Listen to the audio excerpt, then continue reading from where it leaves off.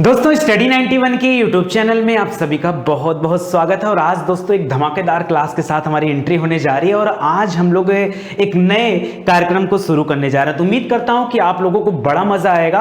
और याद रखिए दोस्तों, इसमें कुल 4 वीडियो लेक्चर आपको दिए जाएंगे, क्योंकि जो जीएस का पैटर्न आप सभी को पता होगा कि जीएस में टोटल 90 क्वेश्चन पूछे जाते हैं। मैं बात कर रहा हूं खंड शिक्षा अधिकारी का जो आपका पेपर होने वाला है, यानी बीईओ का जो एग्जाम होने वाला, उसमें जो जीएस से क्वेश्चन पूछे जाएंगे वो लगभग 90 क्वेश्चन होंगे।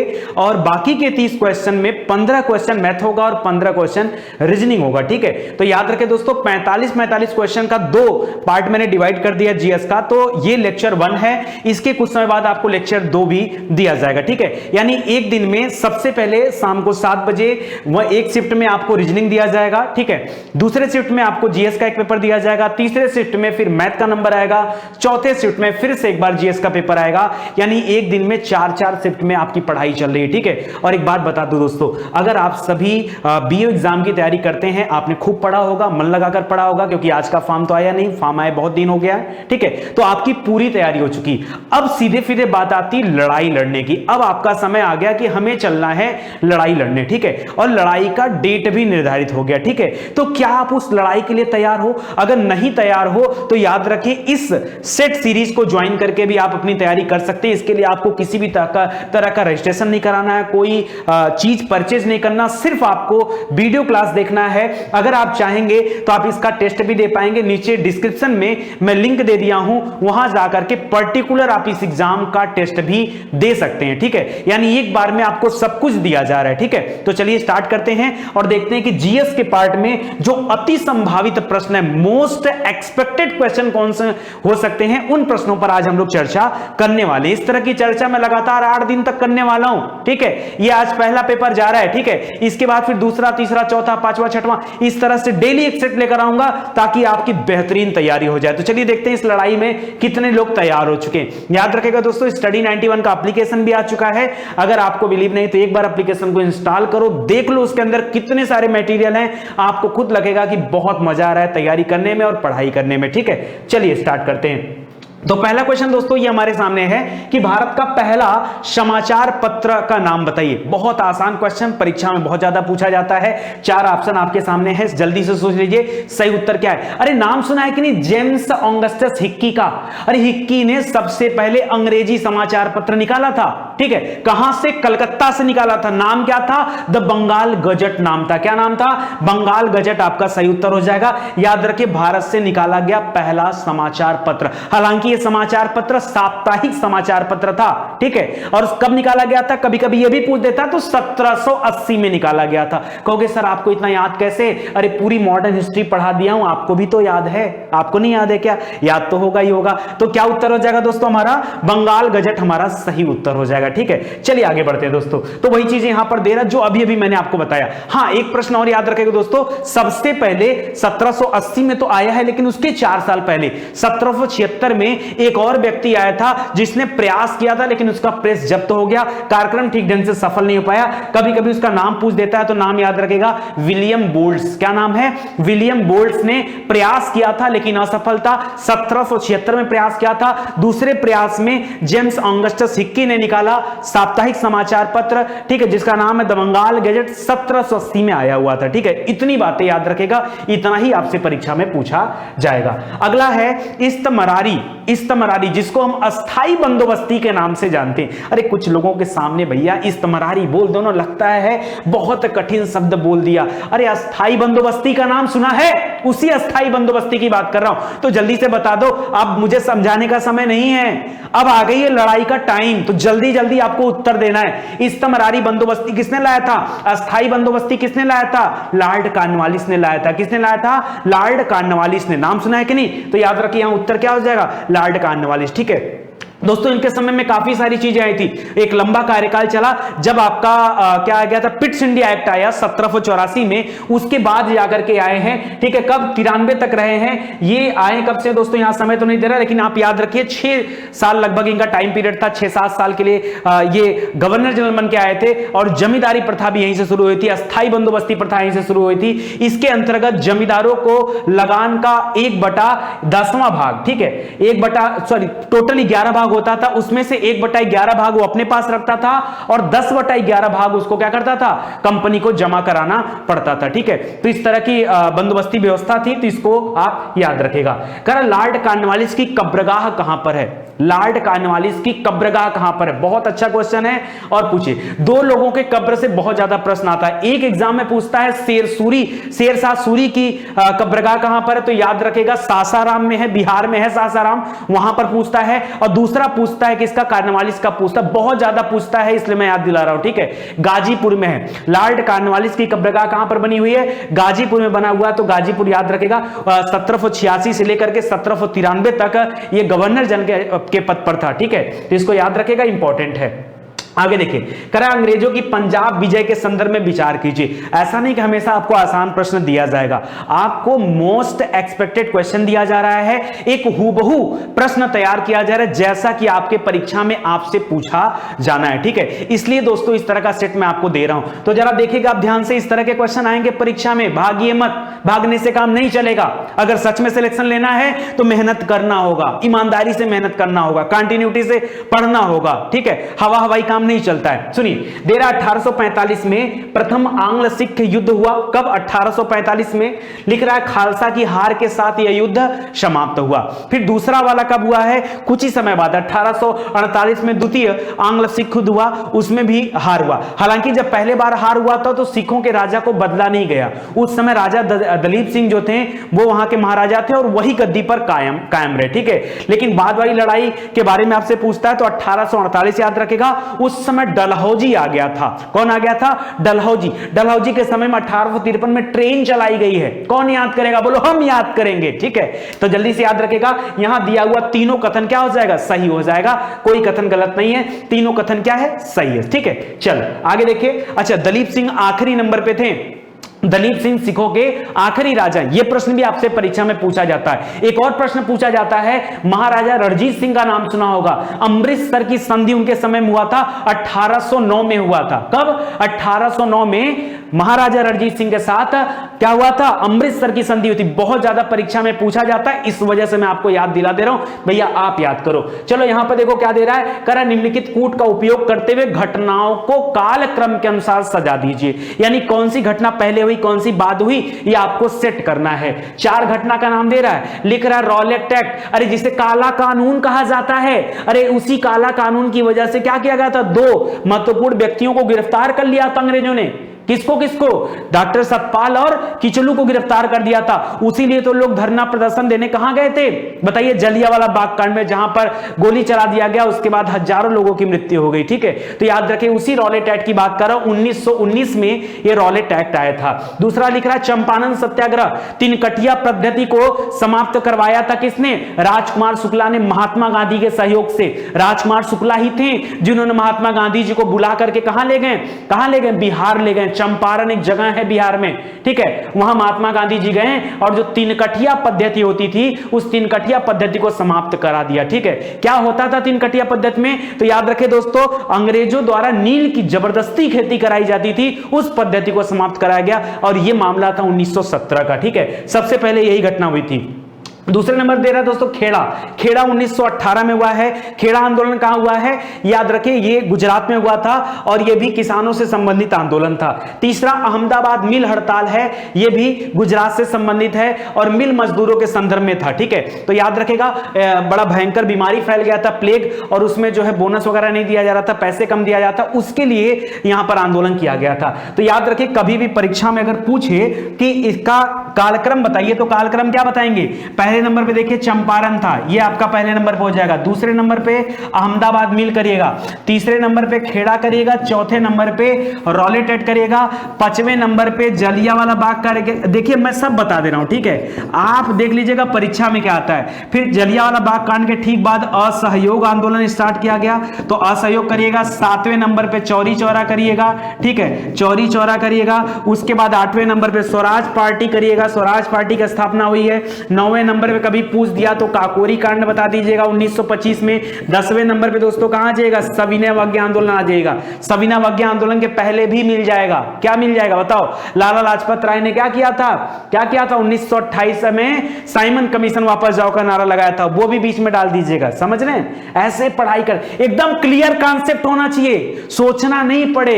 अगर आप सोचने पे चले गए मतलब आपकी तैयारी अधूरी है, और तुक्का मारने से कुछ होता नहीं है। ठीक है, यूपी पीसीएस एग्जाम कराने जा रहा है, ठीक है, इसको हल्के में मत लीजिए कि नहीं यूपी ट्रिपल एससी लेबल का आएगा, एक लेबल मेंटेन करिए अपने अंदर। जानिए कि परीक्षा में एक्यूरेट प्रश्न कैसे बनता है। सिर्फ एग्जाम पेपर बना के कोई आपको दे दे, कोई उल्लू बना ले और बन जाओ, क्या मजा है, है कि नहीं। आप जानो कि यूपीपीएससी का लेबल क्या है, ये लेबल है, ये सामने दिख रहा है, ये लेबल है। ऐसे प्रश्न आते हैं। पढ़ाने में थोड़ा मेहनत जरूर लगता है, लेकिन सच्ची में अगर देखा जाए तो मन से पढ़ाई, यही पढ़ाई होती है और कुछ नहीं होता है। ठीक है, चलिए आगे देखिए। देवबंद आंदोलन यूपी में कहां हुआ था, देवबंद कहां पे है, नहीं पता। अब जिसको देवबंद नहीं पता उसको देवबंद आंदोलन कहां से पता होगा बताइए। जिसको देवबंद नहीं पता, देवबंद में बहुत बड़ा मदरसा बना था, दारुल शरीफ का नाम सुना होगा। ठीक है, तो याद रखेगा दोस्तों, देवबंद पड़ता है सहारनपुर जिला में। कहां पड़ता है, अरे अभी हाल फिलहाल में सहारनपुर जिला में दोस्तों उत्तर प्रदेश सरकार के द्वारा एक नया टाइगर रिजर्व भी बनाया जा रहा है। ठीक है, आपने पढ़ा होगा, पढ़ाया गया होगा आपको करंट अफेयर में। ठीक है, या फिर आप दूसरा याद कर लीजिए, अभी हाल फिलहाल में क्या हुआ था भाई, देखो एक हाथी का जीवाश्म मिला था। कहा जा रहा था कि हाथियों में अब तक इतना पुराना जीवाश्म कभी देखने को नहीं मिला। वो सब सहारनपुर का उत्तर है। ठीक है, वही सहारनपुर की बात कर रहा हूं, देवबंद वहीं पड़ता है। ठीक है, तो 1866 में दोस्तों सहारनपुर में जो देवबंद स्थान है वहां पर एक आंदोलन हुआ था जिसका नाम था देवबंद आंदोलन 1866 में। खास क्या दोस्तों, 1857 की क्रांति सुना था ना, वो तो ब्रिटिश ईस्ट इंडिया कंपनी के खिलाफ थी, और उस क्रांति के बाद ईस्ट इंडिया कंपनी का दमन भी हो गया, क्योंकि 1858 में कंपनी का शासन भारत से समाप्त हो गया। ठीक है, उसके बाद जाकर ये हुआ है। याद रखिए, ये मुसलमानों के द्वारा जो ये आंदोलन स्टार्ट किया गया था, और देवबंद के जो मुसलमान थे ये पाकिस्तान विद्रोही मुसलमान हैं। ठीक है, भारत के साथ हैं। ठीक है, एकदम भारतवासी हैं। तो याद रखिएगा, थोड़ा इंपॉर्टेंट है, सहारनपुर से बिलोंग करता है। अगर देखिए, महात्मा गांधी ने अपनी निम्न पुस्तकों में से किस में ब्रिटिश पार्लियामेंट को बांझ और वेश्या बताया। कहा ब्रिटिश पार्लियामेंट क्या है, बांझ और वेश्या। यही ब्रिटिश पार्लियामेंट एक समय में महात्मा गांधी को क्या बोलती थी, वन मैन आर्मी बोलती थी, बाउंड्री फोर्स ऑफ इंडिया बोला जाता था। ठीक है, तमाम तरह के नाम दिया गया। ठीक है, अर्धनंगा फकीर, ये तो बाद में चल के लोगों ने कहा, तो याद रखेगा। लेकिन बाद में महात्मा गांधी ने अपनी एक किताब में, जिस किताब का नाम क्या है, हिंद स्वराज, उस किताब में ब्रिटिश पार्लियामेंट को उन्होंने बांझ और वेश्या कहा है। परीक्षा में बहुत ज्यादा प्रश्न पूछा जाता है। ठीक है, तो इसको याद रखेगा। और बाकी का जो किताब दे रहा है, ये जो दे रहा है, an autobiography of the story of my experiment with truth.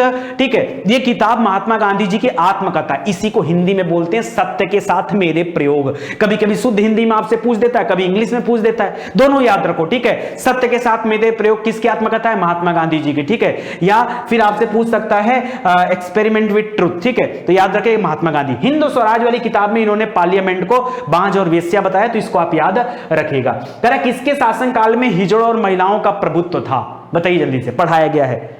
मिडावल history का क्वेश्चन है, बच्चों वाला क्वेश्चन है यार, देख के गोली मार दो तुरंत। ठीक है, जल्दी से बताओ क्या उत्तर होगा। अरे मोहम्मद शाह रंगीला का शासन था। किसका, मोहम्मद शाह रंगीला, जो अपने राज दरबार में क्या करता था, दिन भर नाचता घूमता फिरता था। ठीक है, एक समय में क्या था, उसके राज दरबार में हिजड़ों और महिलाओं के वर्ग का प्रभुत्व था। ठीक है, ये मोहम्मद शाह रंगीला ही था जिसके समय में नादिर शाह ने हमला किया है। किसके समय में, नादिर शाह ने हमला किया, मोहम्मद शाह रंगीला 1739 में हमला किया था। जो शाहजहां ने जिस कुर्सी को बनवाया था, जिस पे मस्त कोहिनूर हीरा जड़ा था, उसको लेकर के नादिर शाह फारस चला गया। ठीक है, मैं उसी मोहम्मद शाह रंगीला की बात कर रहा हूं। याद रखेगा, 1719 में गद्दी पे बैठा था, 1748 तक गद्दी पे बैठा रहा। ठीक है, एक लंबा कार्यकाल चला। उत्तरवर्ती मुगल शासन का पीरियड जब आप पढ़ोगे तब आपको ये पता चलेगा। यानी ऑप्शन नंबर 1 क्या हो जाएगा, सही उत्तर हो जाएगा। यार ये सब भी बताना पड़ेगा, ये तो आप देख के कर दोगे। बताओ, तैयारी पूरी है ना। स्टडी 91 पर अगर आप रेगुलर पढ़ते हो, कंटिन्यूटी के साथ पढ़ते हो, तो मुझे नहीं लगता कोई दिक्कत होगा। क्यों, क्योंकि एकमात्र ऐसा चैनल जहां सभी विषय को डिटेल में पढ़ाया जाता है। और ये 120 क्वेश्चन जो आज मैं कराने जा रहा हूं, ठीक है, जिसमें 90 क्वेश्चन हमारे जीएस फील्ड का है। देखना, आपको हिस्ट्री, जो ज्योग्राफी है, पॉलिटी है, इकोनॉमिक्स है, इन्वायरमेंट है, आर्ट एंड कल्चर, सब मिलेगा, सब मिलेगा, कोई दिक्कत नहीं। आप इत्मीनान से देखते जाओ खाली। आगे आगे लिख रहा है मुगल साम्राज्य के पतन के संदर्भ में निम्नलिखित कथनों पर विचार करिए। कराते हैं विचार, करो विचार। पहला दे रहा औरंगजेब पर नादिर शाह द्वारा हमला किया गया। अरे गलती मत करना एग्जाम में, औरंगजेब पर हमला किया था नादिर शाह ने, अभी बताया हूं। 1739 में मोहम्मद शाह रंगीला का शासन था, जिसको रंगीला नाम दिया गया था। 1739 में नादिर शाह ने उस पर हमला किया था, औरंगजेब पर हमला नहीं किया था। गलती से ऐसा मत करना, नहीं तो गड़बड़ हो जाएगा। दूसरा देखो, करा औरंगजेब की दक्षिण अभियान की लालसा जिस कारण उत्तर भारत पर ध्यान नहीं दे सका, यह सही है। औरंगजेब को दोस्तों जिंदा पीर कहा जाता है। औरंगजेब ने मुगलों में सबसे पहले प्रयास किया दक्षिण भारत अभियान करने का, ठीक है, और किया भी और करके दिखाया भी, ठीक है। अगला है औरंगजेब ने नौरोज उत्सव को समाप्त कर दिया। नौरोज दो पारसियों का त्यौहार था, उसको समाप्त कर दिया, ठीक है। बलबन ने इसको लाया था, तो यहां पर दिया गया दूसरा और तीसरा तो सही हो जाएगा, लेकिन पहला कथन क्या है, गलत हो जाएगा, ठीक है। क्यों? क्योंकि मोहम्मद शाह रंगीला के समय में हमला किया था, ठीक है। चलो आगे देखते हैं। अगला प्रश्न देखिए, लिख रहा महान जैन विद्वान हेमचंद्र सूरी। हेमचंद्र सूरी किसकी सभा को अलंकृत करते थे? नाम बताना है आपको, बताइए किसकी सभा को? तो याद रखिए कुमारपाल को की, ठीक है। कुमारपाल सही ना भाई? देखिए कई जगह पे और होता है, एक बार आप इसको देखिएगा। सोलंकी वंश का राजा था जो यहां पर दे रहा है सिद्धराज जयसिंह, ठीक है, उसको याद रखेगा। वो महान धर्मोदेशक थे, तो उनको भी याद रखेगा। बाकी कुमारपाल का शासन काल में थे, ठीक है, तो इनको भी याद रखेगा। आगे दे रहा कथन कारक, राज्य के मामले में शिवाजी एक मंत्री परिषद से परामर्श लेते थे, ठीक है। देखिए अष्ट प्रधान इनके हुआ करते थे, शिवाजी के यहां पर अष्ट प्रधान हुआ करते थे। एक मंत्री परिषद उन्होंने बना रखा था जिससे सलाह मशवरा लिया करते थे, ठीक है, बिल्कुल सही है कथन। कारण दे रहा दोस्तों प्रत्येक मंत्री अपने विभाग का स्वतंत्र प्रभार रखता था। नहीं, यही तो शिवाजी कभी किए नहीं, ठीक है। शिवाजी महाराज क्या किए कि मंत्री परिषद उन्होंने बनाया, सबका सलाह सुनते भी थे लेकिन मानने के लिए बाध्य नहीं थे, और किसी का कोई अलग विभाग नहीं था। मंत्री थे, सलाह देते थे, लेकिन मानना ना मानना किसका काम था? शिवाजी का काम था। तो यहां दिया गया कारण जो है गलत हो जाएगा, कथन जो है बिल्कुल सही है, ठीक है। तो याद रखेंगे यहां पर क्या हो जाएगा, ए सही है परंतु आर गलत है। परीक्षा के लिए रेडी हो, ऐसे ही प्रश्न आते हैं परीक्षा में, आते हैं कि नहीं? और आते हैं तो आपकी तबीयत खराब हो जाती। क्यों? आप आंख बंद करके सोचते हो लगता पहला वाला सही होगा, ए और आर दोनों सही है, और बहुत अच्छी व्याख्या किया है। चाहे आप जानो चाहे मत जानो, लेकिन व्याख्या बड़ा अच्छा है, ठीक है। नहीं ऐसा नहीं, हर बार व्याख्या अच्छा नहीं होता है। जवाबित थे, बताओ जवाबित कौन थे? किसे कहा जाता था जवाबित? जवाबित कौन थे बताइए? अरे सोचिए सोचिए सोचिए, आज लग रहा है, आज जब पेपर सामने आ गया तो लोग सोच रहे हैं। कई लोग तो बंद करके चल दिए होंगे। हाँ, इतना कठिन पेपर एग्जाम में नहीं आता, मालूम पड़ता वही पेपर बना रहे हैं। हाँ है कि नहीं? मालूम पड़ता वही पेपर बना रहे हैं। और बहुत सारे जो एजुकेशनल चैनल और साइट हैं वो भी ऐसा लगता नहीं। आप समझो, पैटर्न फॉलो करो ना। पैटर्न देखो, 2004 में पेपर हुआ था और 2004 के पैटर्न को नहीं फॉलो करना है। अरे यूपी पीसीएस पेपर करा रहा है तो आज के पैटर्न को फॉलो करना है। हमने तो पैटर्न फॉलो किया है। हमने क्या किया? मोस्ट एक्सपेक्टेड जो क्वेश्चन सीरीज दिया जा रहा है क्या है? ये पैटर्न फॉलो करके बनाया गया एक सेट सीरीज है जिसमें बड़ा मेहनत लगा है। मैं चाहता तो इस समय इस तरह की सीरीज आपको पहले भी दे सकता था, लेकिन बनाने में समय लगता है। आपको पता होगा स्टडी 91 जो कुछ देता है एकदम क्वालिटी कंटेंट होता है, तभी हाथ लगाता, नहीं तो हाथ नहीं लगाता हूं, ठीक है। किसी चीज की जिम्मेदारी तब उठाइए जब आप उस लायक हो जाएं, ठीक है। तो मैं कभी कंपटीशन देखकर नहीं लगाता। मुझे पता है कि जिस दिन मैं कंपटीशन फील्ड में आया ना, मैं अभी तो कंपटीशन कर ही नहीं रहा हूं किसी से, क्योंकि मुझे कभी जरूरत ही नहीं महसूस होता कि मुझे कभी कंपटीशन करना पड़े, ठीक है। अब कंपटीशन का माहौल बन रहा है धीरे धीरे, और आप चाहोगे तो और माहौल हम बना देंगे, ठीक है। चलो बताओ, जवाबित किसे कहा जाता था? दोस्तों राज्य का जो कानून होता था ना, उसे जवाबित नाम दिया जाता था। किसके? जो राज्य का कानून होता था। तो याद रखे दोस्तों, मुगल काल में जब अकबर का शासन चल रहा था, ठीक है, तो अकबर ने मगहर जारी किया था, ठीक है, मजहर जारी किया था। कब? 1576 में हल्दी घाटी का युद्ध हुआ था महाराणा प्रताप जी के साथ। उसके 3 साल बाद यानी 1579 में मजहर की घोषणा अकबर के द्वारा किया गया था, तो उसको याद रखेगा।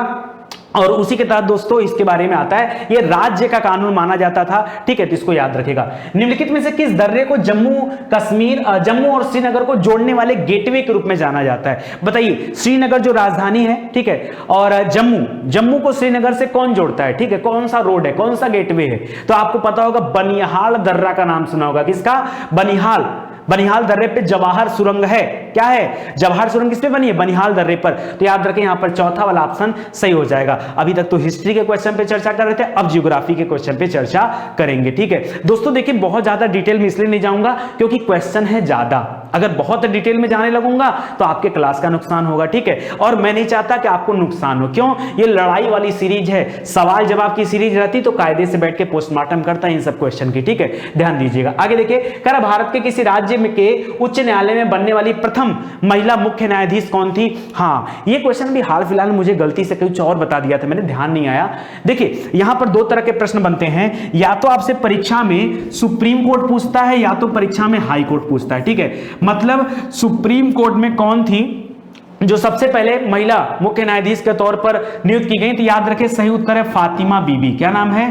फातिमा बीबी। सुप्रीम कोर्ट का बात आएगा तो फातिमा बीबी, और हाई कोर्ट की बात आएगी तो कौन है? तब आएगा लीला सेठ जी का नाम। किसका आएगा? लीला सेठ का। और कभी जिला सत्र न्यायालय पूछे ना तो अन्ना चंडी भी याद रखेगा, अन्ना चंडी। ठीक है, अभी तो फिलहाल आप यही याद रखें, फातिमा बीबी और लीला सेठ। फातिमा बीबी याद रखेगा सुप्रीम कोर्ट के लिए, और हाई कोर्ट के लिए याद रखेगा लीला सेठ को। ठीक है, लीला सेठ के पुत्र है विक्रम सेठ, उन्होंने बहुत सारी अच्छी अच्छी किताबें लिखा है। ठीक है, जैसे अनसुटेबल बॉय देखा है ना, तो वो भी उन्हीं की रचना है। ठीक है, तो इसको याद रखेगा, इंपॉर्टेंट है। चलिए आगे बढ़ते हैं। नंदा देवी पर्वत चोटी कहां पर स्थित है? आसान क्वेश्चन सर, यही तो हमको आता है, यही हमको आता है। उत्तराखंड में है सर, सही उत्तर है, बिल्कुल, बहुत बढ़िया उत्तर, बहुत बढ़िया, बहुत बढ़िया, बहुत अच्छा उत्तर। ठीक है, चलो कुछ तो बताया यार। नंदा देवी पर्वत कहां है? याद रखिए उत्तराखंड में। ठीक है, और अभी तक एप्लीकेशन को इंस्टॉल किया कि नहीं? सही उत्तर बताओ। हाँ किया। ठीक है, एप्लीकेशन इंस्टॉल कर लो, उसके माध्यम से पढ़ोगे, आपके हित के लिए बता रहा हूं। नितिन सर कोई गलत बात नहीं बताते हैं। ठीक है, तो एप्लीकेशन इंस्टॉल कर लीजिए ताकि और अच्छे से आपकी पढ़ाई हो पाए। कर भारत के संविधान का निम्नलिखित में से कौन सा अनुच्छेद समान नागरिक संहिता के बारे में बताता है? समान नागरिक संहिता को लागू करने वाला एकमात्र राज्य कौन सा है? जल्दी बताओ, प्रश्न पूछता है। अरे इस प्रश्न को छोड़ो ना, इस प्रश्न को साइड में रखो, पहले जो पूछ रहा हूं बताओ। समान नागरिक संहिता सबसे पहले किस राज्य में लागू हुआ? उत्तर है गोवा। कौन सा उत्तर है? गोवा। नहीं याद किए तो याद कर लो, नहीं याद किए तो याद कर लो। ठीक है, अच्छा, समान नागरिक संहिता के बारे में किस अनुच्छेद में बताया गया? तो समान, समान माने एक बराबर। इसमें से एक बराबर कौन है? बोलो 44, 45, 46, 43 कौन है? आप कहोगे 4 और 4 बराबर। सही उत्तर 44 है। क्यों याद कर रहे हो? हाँ, तो 44 यहां क्या हो जाएगा? याद रखना, समान नागरिक संहिता के बारे में बताता है आर्टिकल 44। और याद रखें दोस्तों, भाग 4 हमारे संविधान का जो भाग 4 है, जिसमें राज्य के नीति निर्देशक तत्व बताए गए हैं। ठीक है, इसको आयरलैंड के संविधान से लिया गया है। ये सब प्रश्न याद रखिए। ठीक है, ये अनुच्छेद 36 से लेकर अनुच्छेद 51 तक में आता है। ठीक है, इतनी बातें याद रखिएगा। तो इसमें से जो अनुच्छेद 44 है वो किसके बारे में बताता है? समान नागरिक संहिता में। अनुच्छेद 43 दोस्तों, ये किसके बारे में बताता है? बताओ, अनुच्छेद 43। ठीक है, आपने कामगारों के बारे में सुना होगा, कार्मिकों के बारे में, श्रमिकों के बारे में, उनकी सहभागिता के बारे में बताता है। अनुच्छेद 45 किसके बारे में बताता है? तो ऐसे लिख लो 4, 5, 6। अनुच्छेद 45 बताता है 6 से लेकर 14 वर्ष के बच्चों के लिए निःशुल्क शिक्षा का प्रावधान करने के लिए। ठीक है, और जो 46 है दोस्तों, ये SC ST से संबंधित है, कुछ तथ्य को बताता है। ठीक है, तो इसको आप याद रखेगा, परीक्षा में कहीं से कुछ भी आ सकता है, इसलिए तैयारी आपकी पहले होनी चाहिए। चलिए, नागरिक संशोधन बिल के अंतर्गत किस तारीख से पहले भारत आए लोगों को नागरिकता प्रदान किया जाएगा? एक डेट डिसाइड किया था, उस डेट का नाम बताइए। अभी बहुत जल्दी आया था, मैंने आपको पढ़ाया भी था, जब सीए वाला मुद्दा चल रहा था तो मैंने आपको पढ़ाया था। जल्दी से बताइए। 31 दिसंबर 2014। पीरियड कौन सी है? 31 दिसंबर 2014 के पहले जो लोग भारत आ गए तिनका वाह वाह, और जो उसके बाद आए हैं तिनको तो गड़बड़ है उनके साथ। ठीक है, तो इसको याद रखेगा, इंपॉर्टेंट है। विली विली क्या है बताओ? विली विली क्या है? जल्दी बताओ, जल्दी बताओ, समय नहीं है। अरे आप समझो एग्जाम देने बैठे हो, एग्जाम देने बैठे हो भाई, समय नहीं है, जल्दी से बताओ। विली विली क्या है? विली विली दोस्तों ऑस्ट्रेलिया संबंधित है। यह उत्तर पश्चिमी ऑस्ट्रेलिया का एक उष्णकटिबंधीय चक्रवात है। क्या है? एक उष्णकटिबंधीय चक्रवात है, उसका नाम विली विली। पूछता है विली विली का संबंध किस देश से है, तो क्या बताएंगे? ऑस्ट्रेलिया। सही उत्तर हो जाएगा ऑस्ट्रेलिया। ठीक है, ऑस्ट्रेलिया, जहां कंगारू पाए जाते हैं। ठीक है, तो याद रखेगा। चलिए एक फिर से कथन कारक के लिए तैयार हो जाइए। पहला दे रहा, भारतीय वन सेवा एक अखिल भारतीय सेवा है। भारतीय वन सेवा, इंडियन फॉरेस्ट सर्विस, एक अखिल भारतीय सेवा। अखिल भारतीय सेवाओं के बारे में कहां बताया गया? बताइए, आप क्या लगता है? हाँ, परीक्षा में कॉन्सेप्ट क्लियर होना चाहिए। अगर आप तुक्का मारेंगे ना तो याद रखें तुक्का मारने से कुछ होने वाला नहीं है, और रियल में जो मेहनत करता है उसके सिलेक्शन को कोई रोक भी नहीं सकता है, याद रखना। चाहे वो स्टडी 91 पर पढ़ता हो, चाहे वो सेल्फ स्टडी करता हो, जो ईमानदारी से पढ़ता है, कंटिन्यूटी से पढ़ता है, उसको कोई रोकने वाला नहीं है। सिलेक्शन तो बच्चा लेके ही रहेगा, ठीक है। रही बात आपकी, आप क्या कर रहे हो, आपको सब कुछ दिया गया, आप यही कर रहे हो, केवल रटने का काम करोगे तो कैसे समझ में आएगा बताओ। हाँ, तो भारतीय वन सेवा छो पढ़े, बताओ कि अखिल भारतीय सेवा के बारे में कहां बताया गया, अनुच्छेद 312, आर्टिकल 312। पॉलिटी नहीं पढ़े, पूरी पॉलिटी पढ़ा दी गई, कब पढ़ोगे पॉलिटी बताओ।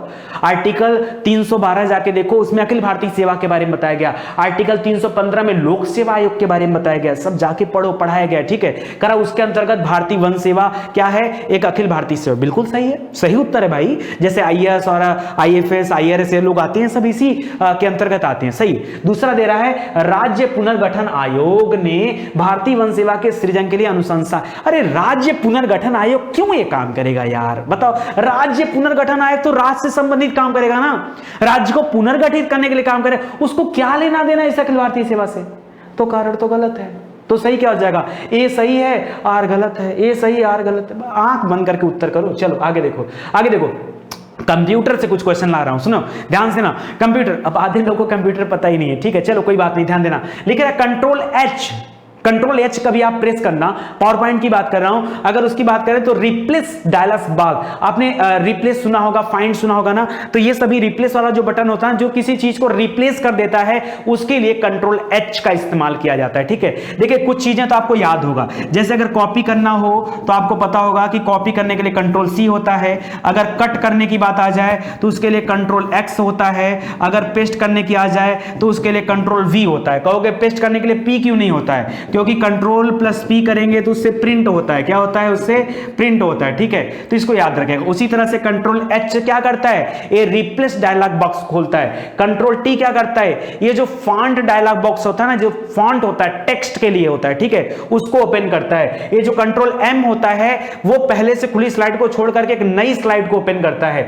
ठीक है। और जो F5 बटन होती है ये सीधा माइक्रोसॉफ्ट पावर पॉइंट को ओपन करता है। इसके अलावा कंट्रोल, अगर हम बात कर दें कंट्रोल एल की बात कर दें तो लेफ्ट अलाइनमेंट होता है, अक्षर लेफ्ट चले जाते हैं। कंट्रोल आर कर देंगे तो राइट में आ जाएंगे, कंट्रोल ई कर देंगे तो सेंटर में आ जाएंगे। ई कहोगे ई सेंटर में क्यों दिया है, क्योंकि सी वाला बीजी है कॉपी के लिए, ठीक है, तो सेंटर में सी ई एन होता है तो ई इसीलिए रख दिया गया, ठीक है। ये सब मेथड समझो। तो यहां दिए गए सभी कथन क्या हैं, सत्य हैं। इस तरह के प्रश्न बहुत सारे पूछे जाते हैं। चलिए आगे देखते हैं, आगे देखिए। कह रहा है डॉस में, डॉस का नाम सुना है कि नहीं, डॉस ऑपरेटिंग सिस्टम होता है डॉस, ठीक है, तो याद रखेगा। कह रहा है डॉस में निम्नलिखित, अच्छा अब डॉस का इस्तेमाल नहीं होता, इस वजह से आप सभी को नहीं पता होगा। अरे इसमें ब्लैक ब्लैक स्क्रीन आती है, डॉस वाला कमांड वाला जो चलता है वही है। कह रहा है डॉस में निम्नलिखित में से कौन सा कमांड एक डिस्क के वॉल्यूम स्तर को निर्मित और संशोधित करने के लिए प्रस्तुत किया जाता है। देखिए अब इस तरह के प्रश्न नहीं आते हैं जब कभी पेपर में पेपर को किसी ऐसे व्यक्ति ने बनाया जिसका टारगेट हो कि कोई 120 में 120 ना करने पाए, तो ऐसे क्वेश्चन दिए जाते हैं, ठीक है। लेकिन इसका भी उत्तर है, इसका उत्तर है, याद रखिए डॉस फाइल कभी बात करेगा ना तो हमेशा पॉइंट याद रखेगा EXE फाइल होता वहां पे, लेकिन यहां पे तो सभी EXE फाइल है, तो याद रखिए यहां सही उत्तर है लेबल, लेबल .exe फाइल होता है। .exe तो जुड़ा होता है डॉस पे हमेशा, ठीक है, तो याद रखिए वो किसी चीज को निर्मित या डिस्क स्तर को निर्मित और संशोधित करने के कार्य में प्रयुक्त किया जाता है, ठीक है। कह रहा है एक पोर्ट, कौन सा पोर्ट हो बताना है, किस तरह का पोर्ट है, श्रेणी पोर्ट है, समानांतर पोर्ट है या फिर इंफ्रारेड पोर्ट, कैसा पोर्ट हो बताना है। कह रहा कि port digital camcorders, by hard drive तथा अन्य युक्तियों की जो उच्च हस्तांतरण दरों से लाभान्वित हो सकती हैं को संयोजित करने के लिए फाइलों को हस्तांतरित करने में प्रयुक्त किया जाता है। अरे पेन ड्राइव खोल लगाते हो, ठीक है, याद रखिए वो इस तरह के श्रेणी पोर्ट होते हैं जिसमें ये यूज किया जाता है, ठीक है, श्रेणी पोर्टों को बोला जाता है। तो याद रखिए ये सिंपल सा प्रश्न है, लेकिन जब तक आप इसको समझोगे नहीं, अब कंप्यूटर होता तो मैं आपको बताता कि भाई श्रेणी पोर्ट क्या होता है, समानांतर पोर्ट क्या होता है, ठीक है, इंफ्रारेड वगैरह तो एक अलग ही बात है, ठीक है, इंफ्रारेड का कोई मतलब ही यहाँ नहीं है। चलो देखो, दशमलव संख्या 759 को समकक्ष ऑक्टल संख्या में परिवर्तित करें। आधे लोग परेशान, सर कंप्यूटर के अगर इतने प्रश्न आएंगे तो हम तो गलत कर देंगे, चलो गलत नहीं करने दूंगा, चलो बता ही देता हूं, ये भी बड़ा डिटेल में। अब सही उत्तर अगर मैं टिक कर दूंगा तो आप कहोगे सर आप तो रट के आ गए हो, आप रट के आ गए हो, रट के उत्तर टिक कर दे रहे हो, ठीक है। रटने वाली कोई बात नहीं है, पढ़ाया गया आपको, शुभम सर ने पढ़ाया है, आप जाकर के नंबर सिस्टम का वीडियो देखिए, उसमें आपको पढ़ाया गया है, ठीक है। तो यहां पे दोस्तों दशमलव संख्या को इंग्लिश में बोलते हैं डेसिमल। क्या बोलते हैं, सुनो, अरे यार घड़ी देखना, 30 सेकंड में निकालना सिखाऊंगा, 30 सेकंड में, छोड़ा 5 सेकंड में निकालना सिखाऊंगा, 5 सेकंड में उत्तर आएगा बाहर, ठीक है। लेकिन थोड़ा काम आपको करना पड़ेगा, अगर वो काम 5 सेकंड में आप कर लोगे तो, सुनो ध्यान से, थोड़ा बहुत मजा भी करते चलें, ठीक है। और ऑक्टेल नंबर होता है दोस्तों, ऑक्टेल याद रखेगा, हमें क्या करना है, डेसिमल से ऑक्टेल में जाना है। 1 मिनट रुक जाओ। डेसिमल हमेशा किसको बोलते हैं दोस्तों, डेसिमल हमेशा 10 पे होता है, ऑक्टेल हमेशा 8 पे होता है, बाइनरी हमेशा 2 पे होता है। किस पे होता है, 2। जैसे आपने बाइनरी में सुना होगा कि 0 और 1 होता है, उसी तरह जो ऑक्टेल नंबर होता है इसमें क्या होता है, इसमें 0 से लेकर 7 तक होता है, 0 1 2 3 4 5 6 7, ठीक है। तो ये हो गया 8 नंबर ना, याद रखिए 8 नंबर 1 से 8 मत करिएगा, ये 0 से 7 तक होता है ऑक्टेल में। इसी तरह से बाइनरी होता है, तो ये पहले से बाइनरी नंबर दे के रखा है। एक्चुअली में बाइनरी नंबर को देना कैसे चाहिए, इसको बाइनरी नंबर को ऐसे लिखना चाहिए, ऐसे। बाइनरी नंबर हमेशा ऐसे लिखा जाता है, दोनों तरफ से ब्रैकेट में बंद रहता है और नीचे 10 लिखा होता है। हमको इसको बदलना ऑक्टेन में, कैसे बदलेंगे यार, कुछ नहीं, भाग देना जानते हो कि नहीं जानते हो, भाग देना जानते हो ना, बस चलो भाग दे दो। किससे भाग दे दोगे, क्योंकि ऑक्टेन में कुल 8 नंबर होते हैं, इसलिए 8 से भाग दे देंगे। चलो 8 से भाग दो, बताओ क्या उत्तर आएगा, बताओ। आप यहां पे अब देखिए, जो मैंने कहा कि 5 सेकंड, अब जितना तेज आप डिवाइड कर लेंगे उतना तेज आपका उत्तर आपके सामने आ जाएगा, ठीक है। चलो 9 8 72, तो 8 9 8 72, 72 3 75, 3 आ गया, 8 6 48, नहीं 8 5 40, 8 4 32, ठीक है। यहां पे 4 कर लो, ठीक है। तो देखो ऐसे करके भाग दे दो ना यार, ऐसे करके अंदाज नहीं लगता उस तरह से, ठीक है। 8 9 72, ठीक है, ये हो गया, ठीक है। 72 3 75, 8 चौका 32, ठीक है, और यहाँ पे आ गया 7, ठीक है। तो देखो जो शेषफल आता है ना उसको बगल में लिख दो यहाँ पे, ठीक है। जो शेषफल आता है यहाँ लिख दो, क्योंकि शेषफल का ही काम है, शेषफल का ही काम है, ठीक है। चलो आगे देखो दोस्तों, अब देखो आप उत्तर यहीं से भी निकाल सकते हो, आप उत्तर यहीं से निकाल सकते हो। कैसे, आप ध्यान देना, जो सबसे पहले नंबर पे डिजिट आएगा वो सबसे लास्ट में आएगा, वो सबसे लास्ट में आएगा, आपको आगे भाग देने की जरूरत ही नहीं है, उत्तर क्या पता चल जाएगा, ये आपका उत्तर हो गया। लेकिन आप कहोगे नहीं सर आप करके दिखा दो, तो मुझे करके तो दिखाना पड़ेगा ना, क्योंकि अभी नहीं करके दिखाऊंगा आप भूल जाओगे। चलो 94 में 8 से भाग दे दो, कितना हो जाएगा बताओ, तो हो जाएगा 11 8 88 कर लेना, 88 कर देंगे तो 8 के बाद 6 बच जाएगा हमारा, 6 हो गया। अभी देखो पीछे से मैच कराओ, 7 6 आया, आप देख लो, ठीक है। इसके बाद फिर 8 से भाग दे दो, तो 8 1 कम 8, 8 3 11 हो जाएगा, ठीक है। अब बोलो आ गया यहाँ पे, तो यहाँ पे क्या बच गया, 3 बच गया, ठीक है। अब देखो, अब यहां पे आप क्या करोगे, 8 एक कम था ना 1, अब फिर से 8 से भाग दोगे तो ये वाला 1 तो इधर आ जाएगा ना, इधर 0 हो जाएगा, इधर 1 तो 1 3 6 7 आ गया कि नहीं। अब इसी को नीचे से लिख लेना है, 1 3 6 7, ये समझ गए, खाली भाग दोगे उत्तर आ जाएगा। अब कहोगे भाग देने में सर हमको 5 मिनट का समय लगता है, तो इस प्रश्न का उत्तर आप 5 मिनट में निकालोगे। ऐसे बहुत सारे प्रश्न आपसे परीक्षा में पूछे जाते हैं, ठीक है, तो उसको याद रखिए। अच्छा लगे हाथ में चाहता हूं कि आपको बाइनरी नंबर भी बताना सिखा दूं। जैसे अगर कोई भी बंदा आपसे पूछ दे कि बताओ यहां पे एक नंबर दे दिया मैंने, बताओ 22 का बाइनरी नंबर क्या होगा, क्या दे दिया, 22 का बाइनरी नंबर आपसे पूछ रहा है, बहुत ज्यादा परीक्षा में पूछा जाता है। तो करना क्या, देखो एक फार्मूला बता दे रहा हूं, आप लिखना 1, फिर लिखना 2, फिर ठीक है, फिर लिखना 4 8 16 32, ठीक है, ऐसे करके लिख लो 16 32 64, ठीक है, आप ऐसे लिख लो, ऐसे लिख लिए ना। अब क्या करना है, खाली आपको 22 के लिए आप क्या करना चाहते हो, 22 के लिए आप कैसे लिखोगे बताओ। 22 अगर आपको लिखना है तो आप क्या करोगे, यहां से आप क्या क्या पिक कर सकते हो बताओ। सबसे बड़ा क्या पिक कर सकते हो, 16 पिक कर सकते हो, ठीक है, तो 16 ले लो, ठीक है। फिर और क्या ले सकते हो, या हाँ 16 ले लो, 16 8 क्या हो जाएगा, 16 8 16 4 20 8 8 और ज्यादा हो जाएगा, ठीक है, इसको मत लो, 16 4 20 20 2 22। अब देखो जिसको जिसको पिक किया उसके नीचे 1 लिख दो, और जिसको नहीं पिक किया उसको 0 लिख दो, बस आपका उत्तर आ जाएगा।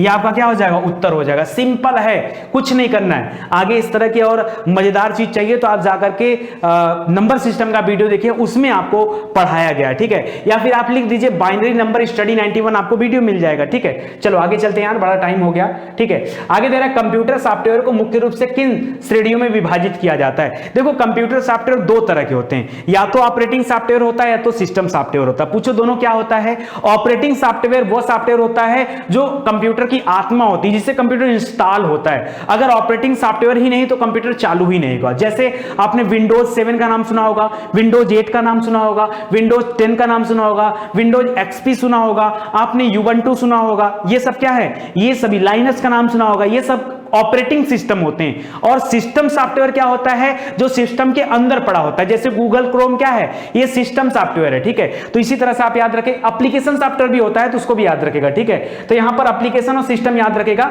ठीक है, याद रखेगा। एप्लीकेशन मतलब जो एप्लीकेशन के लिए हो, सिस्टम मतलब जो सिस्टम के लिए हो, ठीक है। तो यहां पर ऑप्शन नंबर 3 आपका राइट आंसर हो जाएगा। एप्लीकेशन से टैली क्या है? एप्लीकेशन सॉफ्टवेयर है। टैली हो गया, गूगल क्रोम हो गया, मोजिला फायरफॉक्स हो गया, ओपेरा मिनी हो गया। इस तरह से अगर आप कुछ अलग से ले जाके अपने कंप्यूटर में डाल रहे हैं तो क्या है? वो एप्लीकेशन सॉफ्टवेयर है। और जो सिस्टम को चलाने के लिए जरूरी होता है उसी को ऑपरेटिंग सॉफ्टवेयर भी कहा जाता है, उसी को सिस्टम सॉफ्टवेयर भी कहा जाता है। तो विंडोज 7, 8, एक्सपी, 10 ये सब क्या हो जाएगा? सब आपका ऑपरेटिंग सॉफ्टवेयर है या फिर सिस्टम सॉफ्टवेयर है, ठीक है। भारत का सबसे बड़ा ट्यूलिप गार्डन जम्मू कश्मीर में कहां पर स्थित है? तो जम्मू कश्मीर की राजधानी श्रीनगर। अब तो जम्मू कश्मीर क्या हो गया? जम्मू कश्मीर और लद्दाख दो अलग अलग केंद्र शासित प्रदेश हो गए, राज्य की श्रेणी से हटा दिया गया, ठीक है। तो इसे याद रखेगा, श्रीनगर में है ट्यूलिप गार्डन, इसे आप याद रखेगा।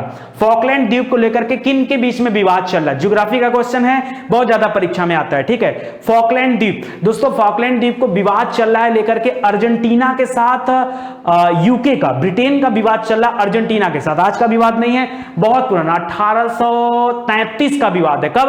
1833 का विवाद है, ठीक है। अर्जेंटीना का कहना है कि यूके ने इस पर अपना कब्जा कर लिया है, इसको अपना उपनिवेश बना लिया और अभी भी आजाद नहीं कर रहा है, ठीक है। एक लंबा विवाद है तो याद रखेगा यूके की राजधानी लंदन और अर्जेंटीना टीना पास, ठीक है, जहां पर पंपास घास के मैदान है, पढ़ाया गया है, परीक्षा में आता भी है।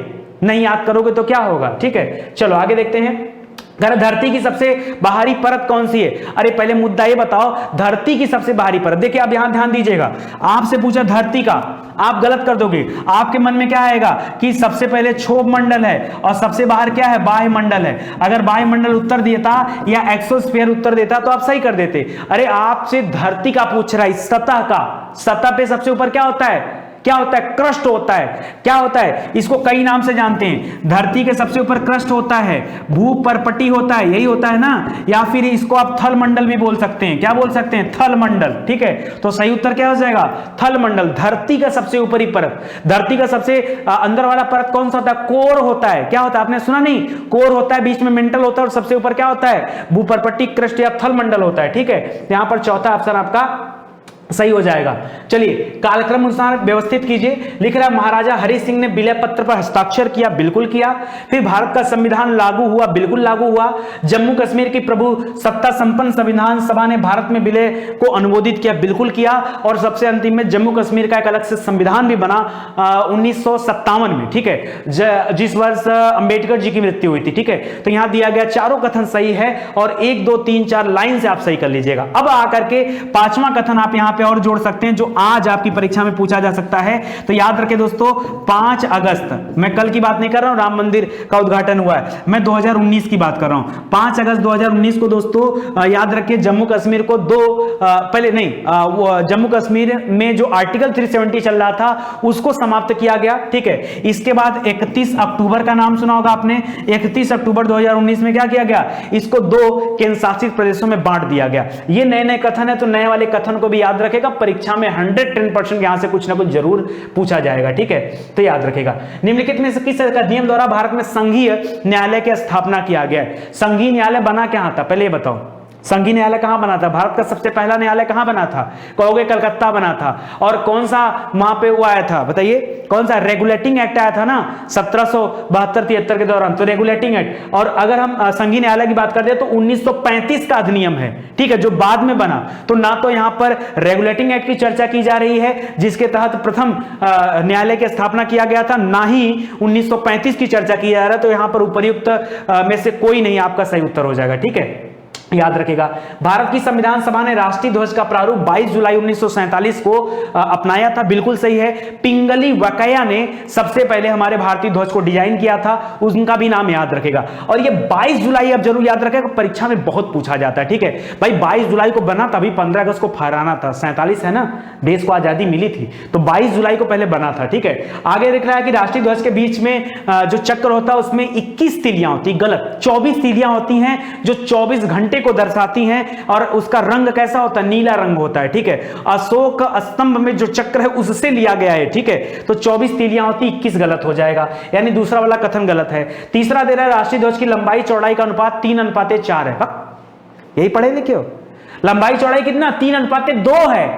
3:4 क्या बनाना चाहते हो, ध्वज बना रहे हो, कुछ और बना रहे हो, हाँ? तो 3:2 है, गलत दिया है यहाँ पे, तीसरा वाला भी गलत, तो केवल कथन एक आपका सही हो जाएगा, पहला वाला। देखो प्रश्न आया परीक्षा में, कह रहा यूपी पीसीएस के मेंस में 2004 में पूछा गया क्वेश्चन था, 2004 में बीओ एग्जाम भी हुआ था, ठीक है, तो याद रखेगा, इंपॉर्टेंट है दोस्तों, बड़े अच्छे अच्छे प्रश्न लाकर दिए गए। अभी भी अगर आप तैयारी नहीं करोगे तो कभी नहीं कर पाओगे। और अगर ये 7-8 दिनों की सीरीज आपने नहीं ज्वाइन किया, क्योंकि मुफ्त में कोई इतना बेहतर आपको देने वाला नहीं है, एक बार कंपेयर कर लेना, जिन्होंने कोर्स खरीदा था वो भी एक बार कंपेयर कर लेंगे कि कितना मेहनत आपके साथ हुआ है, ठीक है, और यहां पर कितना हो रहा है। स्वतंत्र भारत की संविधान सभा के अध्यक्ष कौन थे? स्वतंत्र भारत में संविधान सभा के पहले अध्यक्ष कौन चुने गए? राजेंद्र प्रसाद जी, ठीक है, राजेंद्र प्रसाद जी को पहला अध्यक्ष चुना गया। और उसके पहले याद रखेगा 2 डेट यहां पर आता है, एक है 9 दिसंबर, एक है 11 दिसंबर, एक है 13 दिसंबर, ठीक है, ये याद रखेगा। 9 दिसंबर को डॉक्टर सच्चिदानंद सिन्हा जो उस समय सबसे वरिष्ठ व्यक्ति थे, उनको अस्थायी अध्यक्ष के रूप में चुना गया संविधान सभा का। 11 दिसंबर को राजेंद्र प्रसाद जी को अस्थायी अध्यक्ष के रूप में चुना गया, और 13 अगस्त को नहीं यार, 11 दिसंबर और 13 दिसंबर को जवाहरलाल नेहरू जी ने क्या किया, उद्देश्य प्रस्ताव प्रस्तुत किया संविधान सभा में। तो तीनों याद रखेगा, तीनों इंपॉर्टेंट है। 1946 चल रहा था, 47 नहीं, ठीक है, तो इसको भी याद रखेगा। चलिए आगे देखते हैं दोस्तों, आगे आगे आगे आगे जरा दोस्तों, 1919 के भारत शासन अधिनियम में निम्नलिखित में से कौन सी प्रमुख विशेषता है? 1919 वाले में बात कर रहा है, इसको चेम्सफोर्ड सुधार के नाम से भी जाना जाता है, मॉन्टेग्यू चेम्सफोर्ड सुधार, है कि नहीं? मार्ले मिंटो सुधार जो आया था वो 1909 में आया था, ये मॉन्टेग्यू चेम्सफोर्ड सुधार है। चेम्सफोर्ड उस समय वायसराय थे और मॉन्टेग्यू उस समय भारत सचिव थे, यही ना, तो याद रखेगा। लिख रहा है प्रांतों की, देखिए दिख रहा है कि प्रांतों की कार्यकारिणी सरकार में द्वैध शासन की व्यवस्था स्टार्ट हुआ, बिल्कुल सही है, ठीक है, तो याद रखेगा पहला सही है। मुसलमानों के लिए पृथक सांप्रदायिक निर्वाचन की व्यवस्था लागू की गई, नहीं, मुसलमानों के लिए जो पृथक सांप्रदायिक निर्वाचन मंडल लाया गया वो 1909 में लाया गया था, न कि 1919 में। यहां 1919 की बात कर रहा है, तो ये दूसरा वाला क्या हो जाएगा, गलत हो जाएगा। तीसरा दे रहा केंद्र द्वारा प्रांतों को विधायी शक्ति हस्तांतरित किया गया, यह भी आपका सही हो जाएगा। तो पहला और तीसरा सही है, लेकिन दूसरा कथन यहां पर क्या है, गलत है, ठीक है, तो याद रखेगा। करा 9 डिग्री चैनल किसे अलग करता है? 9 डिग्री चैनल सोच समझकर इत्मीनान से बताइए, 9 डिग्री चैनल किसे अलग करता है? तो लक्षद्वीप को मिनी काय से अलग करता है, ठीक है, 9 डिग्री चैनल लक्षद्वीप को मिनी काय से अलग करता है। ध्यान दीजिएगा, कितने भारतीय प्रदेशों से होकर कर्क रेखा गुजरती है? कितने भारतीय प्रदेशों से होकर कर्क रेखा गुजरती है? 8 राज्यों से होकर, कितने? 8। सबसे पहले गुजरात, फिर राजस्थान, ठीक है, इसी तरह से आगे बढ़िए, पहले राजस्थान, फिर गुजरात कर लीजिए, फिर मध्य प्रदेश कर लीजिए, फिर छत्तीसगढ़ कर लीजिए, पश्चिम बंगाल कर लीजिए, फिर आगे त्रिपुरा मिजोरम कर लीजिए, ठीक है, तो याद रखेगा यहां पर 8 राज्य हो जाएंगे, सही उत्तर आ जाएगा। ऑक्टेल नंबर सिस्टम में प्रयोग किया जाने वाला विभिन्न चिन्ह कौन सा है? अभी बताया हूं आपको कि ऑक्टेल नंबर में 8 तक नंबर होता है, 0 से लेकर 7 तक आता है, तब टोटल 8 होता है, 0 भी काउंट होता है उसमें, ठीक है। ऐसा मत करेगा कि 1 से लेकर 8 तक ले दीजिएगा, कितना आएगा? याद रखिए 0 से लेकर 7 तक, 8 तक नहीं, ठीक है, तो याद रखिएगा 8 आपका सही उत्तर हो जाएगा। कह रहा भारत के किस राज्य में सर्वाधिक साक्षरता दर है? सबसे ज्यादा साक्षरता दर कहां की है? केरल का है, आप सभी को पता है, ठीक है, और सबसे बढ़िया सेक्स रेशियो भी कहां का है? केरल का है, तो याद रखिएगा, इंपॉर्टेंट क्वेश्चन है। आगे देखिए, 2011 की जनगणना के अनुसार उत्तर प्रदेश का लिंगानुपात कितना है? बताइए, उत्तर प्रदेश का लिंगानुपात 912, भारत का 940, तो याद रखेगा 912 उत्तर प्रदेश का है, 912 आपका राइट। पढ़ाया हूं आप जाके जनगणना रिपोर्ट देखे, नहीं देखे हैं तो आप डालिए, यूट्यूब पे डालिए जनगणना रिपोर्ट स्टडी 91, आपको अपने आप मिल जाएगा। देखिए अब अपने क्या है, यूट्यूब चैनल पर हम लोगों ने इतने वीडियोस बना दिए हैं, अगर आपको कोई भी टॉपिक पढ़ना है आप टॉपिक का नाम डालिए, उसके आगे स्टडी 91 वर्ड लगाइए, अगर वीडियो बना होगा तो आपको सबसे पहले दिख जाएगा। ठीक है, उत्तर प्रदेश में उर्दू को द्वितीय राजभाषा के रूप में दर्जा कब दिया गया था? उत्तर प्रदेश में कब दिया गया था, जल्दी से बताइए। 1989 में। कब? 1989 में सबसे पहले दूसरे मतलब प्रथम में तो हिंदी है ही है, दूसरे नंबर पर उर्दू को भी राजभाषा का दर्जा दिया गया। उत्तर प्रदेश में कंप्यूटर एडेड डिजाइन परियोजना, जिसको हम कैड बोलते हैं, कैड का नाम सुना है ना, CAD, CAD, CAD, computer aided design, उसका केंद्र कहां पर है? तो लखनऊ में है। ठीक है, लखनऊ में। लखनऊ में बहुत सारे केंद्र, जैसे गन्ना अनुसंधान केंद्र कहां पर है बताइए? लखनऊ में है। विश्व अनुसंधान केंद्र कहां पर है? लखनऊ में। ठीक है, और इसी तरह से बहुत सारे हैं, इसको भी उसी में आप याद रखिएगा। ठीक है, हिंडाल्को कहां पर है दोस्तों? हिंडाल्को पड़ता है सोनभद्र में। ठीक है, ऑप्शन है कि नहीं? नहीं है तो रेणुकूट कर लीजिए। ठीक है, रेणुकूट आपका सही उत्तर हो जाएगा। सोनभद्र के पास में रेणुकूट है, वहां पर हिंडाल्को कंपनी है, आपको पढ़ाएगा। अभी इंडियन ज्योग्राफी में पढ़ा के समाप्त किया हो तो आपको हिंडाल्को के बारे में बताया गया। ठीक है, आगे देखिए, सिंगरौली लघु जल विद्युत परियोजना अवस्थित है। सिंगरौली कहां पर है दोस्तों? तो ये है उत्तर प्रदेश में। ठीक है, तो इसको भी याद रखेगा, इंपॉर्टेंट है। निम्नलिखित उत्तर प्रदेश की निम्नलिखित जनजातियों में से कौन सी बहुव्यवस्था को मानता था? बहुविवाह को। ठीक है, यानी एक से अधिक पत्नी रखने का काम या एक से ज्यादा विवाह करना। हिंदू धर्म में ऐसा है नहीं, लेकिन एक जनजाति है उत्तर प्रदेश में जिसका नाम है जौनसारी जनजाति। कौन सी?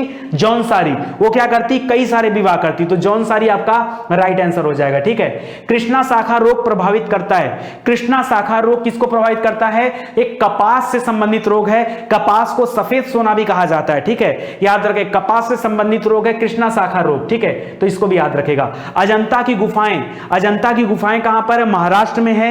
एलोरा की गुफाएं भी महाराष्ट्र में है। अजंता की गुफाओं का निर्माण गुप्त शासकों ने किया था। अजंता, जिसको कोई नहीं जानता, और एलोरा की गुफाओं का निर्माण राष्ट्रकूट शासकों ने किया था, तो इसको आप याद रखिएगा। ठीक है, भारत में किसे बैंकों का बैंक कहा जाता है? बैंकों का बैंक कहा जाता है RBI को, केंद्रीय बैंक कहा जाता है, बैंकों का बैंक कहा जाता है, सेंट्रल बैंक कहा जाता है, रिजर्व बैंक ऑफ इंडिया को। ठीक है, 1935 में इसकी स्थापना हुई थी। ठीक है, तो आज के लिए दोस्तों बस इतना ही, उम्मीद करता हूं मजा आया होगा। आज के लिए इतना ही नहीं, ये आपका पार्ट 1 था। अभी आप इसके बाद मैथ की क्लास अटेंड करिए और उसके बाद आपको पार्ट 2 भी दिया जाएगा, जिसमें आपको अगले 45 क्वेश्चन कराए जाएंगे। ठीक है, पूरा 120 क्वेश्चन का एक प्रैक्टिस सेट है। 7 बजे से लेकर के कंटिन्यू 11 बजे तक आपको हमारे साथ जुड़ के पढ़ना होगा, तब तो आपको मजा आएगा। ठीक है, अभी फिर मिलते हैं 10 बजे। ठीक है, चलिए आज के लिए बस इतना ही, और इसी तरह से अपना लाड प्यार बनाए रखिए। वीडियो को शेयर जरूर से करिएगा, जो भी एडवर्टीजमेंट आता है हाथ जोड़कर निवेदन है उसे भी आप पूरा देखिएगा। अगर आप इतना करते रहेंगे तो ये सीरीज मैं कंटिन्यू रखूंगा, कम से कम जब तक आपको एग्जाम हो नहीं जाता तब तक ये सीरीज आपको लगातार देता रहूंगा।